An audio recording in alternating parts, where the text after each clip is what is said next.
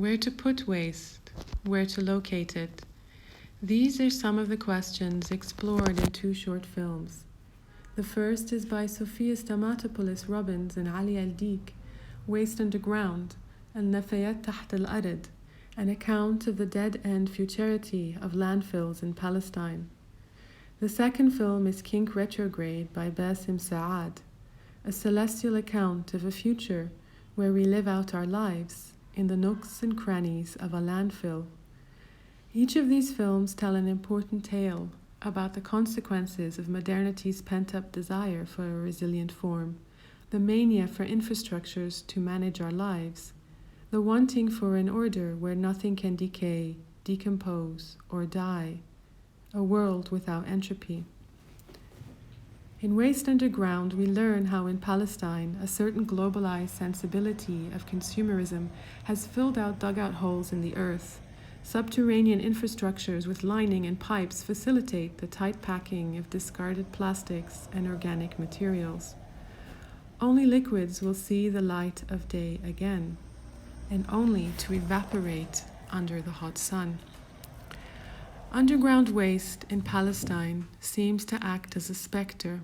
It is not always visible, but the rapid proliferation of hollowed-out pits and the sense of urgency of trucks as they hurry along the dusty dirt roads are suggestive of the menaces that lay ahead.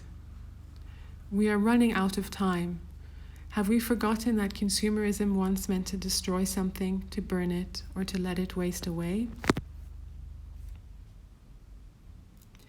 Waste Underground narrates the plight of Palestine in the realm of the mundane, a space that provides some of the contours of daily life in the West Bank, a site for ethnographic study ostensibly situated beyond the obvious encounters with Israeli settler colonialism. But toxic politics seeps and oozes into the landfills. Further occupation, further burials, and Palestinian land is running out. Will there be any inhabitable space left to live? Why are there not any international donors willing to support alternative methods of waste management? Years and years of neglect, there is little to be optimistic about.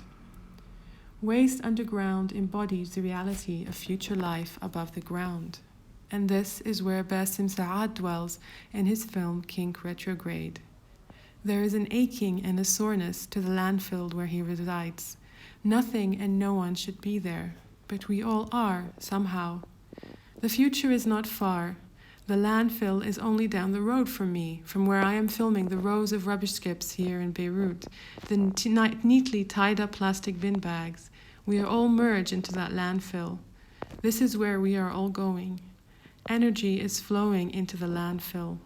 All waste streams flow into one: medical, industrial, and household wastes. Our bodily fluids flow there too.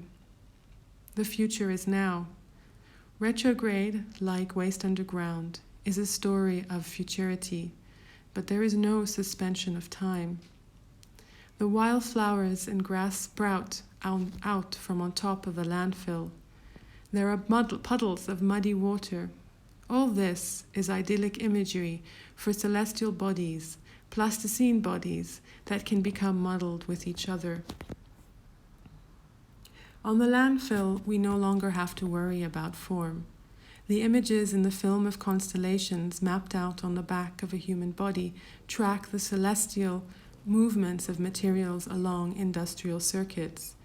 It looks like arrows pointing towards reuse, recycle, repair. The needle tracing the constellation is at once tender and risky. This is what life is like on the landfill. There is no need for contracts.